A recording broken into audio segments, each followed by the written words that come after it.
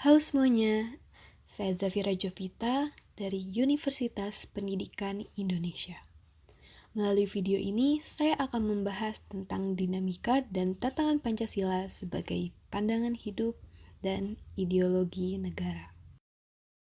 Hidup di negeri Pancasila tanah air Indonesia. Terkadang sudah lelah mendengar kejadian buruk yang terjadi di hampir setiap harinya. Rasanya manusia-manusia ini sulit sekali diatur. Rasanya pemerintah kesulitan pula untuk mengatur. Atau rasanya pemerintah hanya membuat peraturan untuk masyarakat, tapi tidak mengatur dirinya sendiri. Pancasila. Dengar Pancasila, pasti kita ingat kelima bunyi silanya, yang udah melekat kita hafal sejak di bangku SD. Bunyinya memang terdengar, tapi apa kalian tahu 5 bunyi itu mewakili keseluruhan kehidupan bernegara kita? Pancasila, sebagaimana semestinya, merupakan ideologi atau pedoman bangsa Indonesia.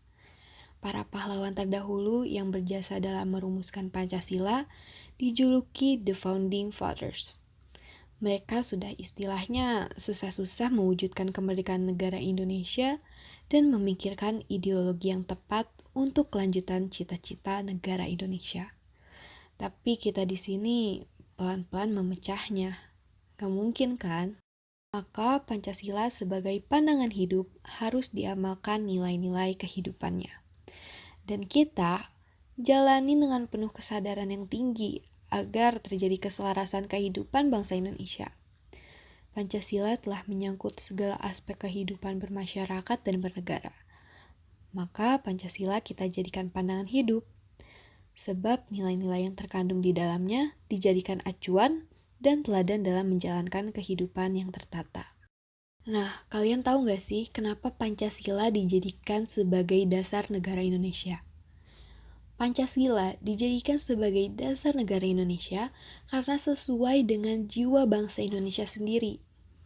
Makna Pancasila sebagai dasar negara adalah sebagai dasar menata negara yang merdeka dan berdaulat, sebagai dasar mengatur penyelenggaraan aparatur negara yang bersih dan berwibawa, sehingga akan tercapai tujuan nasional yang tercantum dalam pembukaan Undang-Undang Dasar 1945 alinea 4. Dan sebagai dasar, arah, dan petunjuk aktivitas perkehidupan bangsa Indonesia dalam kehidupan sehari-hari.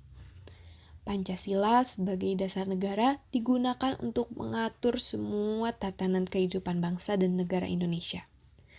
Nah, artinya, segala yang berkaitan dengan penyelenggaraan ketataan negara Indonesia harus berlandaskan pada Pancasila. Selain itu, artinya juga seluruh peraturan yang berlaku di Indonesia harus berlandaskan Pancasila. Jadi, tidak mungkin negara sebesar kita, sebesar Indonesia ini, bisa kokoh bersatu dengan ideologi yang berbeda-beda. Mau kemana kita? Kita ngajak ke utara, ada yang ke selatan, ke barat, ke timur. Mau kemana kita kalau seperti itu? Inilah sekali lagi pentingnya ideologi. Karena itu, ideologi Pancasila pun harus dibumikan dan disebarkan kepada generasi muda melalui berbagai platform media komunikasi. Ngomong-ngomong tentang platform media komunikasi, sudah pasti untuk zaman sekarang ini kita menggunakan platform media komunikasi berbasis digital. Perkembangan ilmu pengetahuan membawa perkembangan pesat teknologi, apalagi di era pandemi COVID-19 ini. Akses internet dan sosial media adalah hal yang mudah untuk diakses. Terpampang nyata berbagai hal positif dari teknologi tersebut. Kita dapat berkomunikasi jarak jauh dan budaya Indonesia dengan mudahnya tersebar ke seluruh dunia. Namun, terpampang pula kebalikannya. Budaya luar dengan mudahnya masuk ke Indonesia.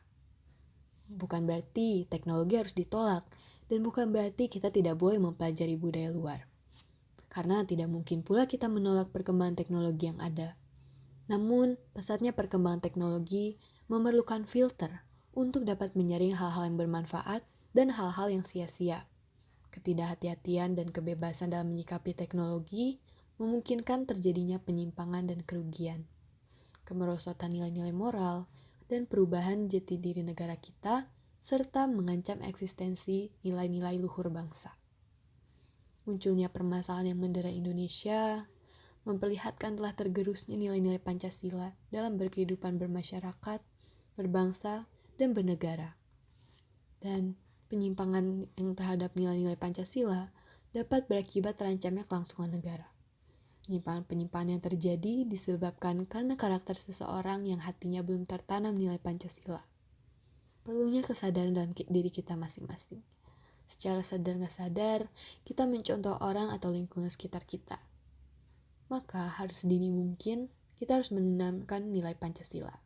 Apa yang harus dilakukan terhadap orang lain, bagaimana cara berperilaku di masyarakat, dan bagaimana menyikapi perbedaan yang ada.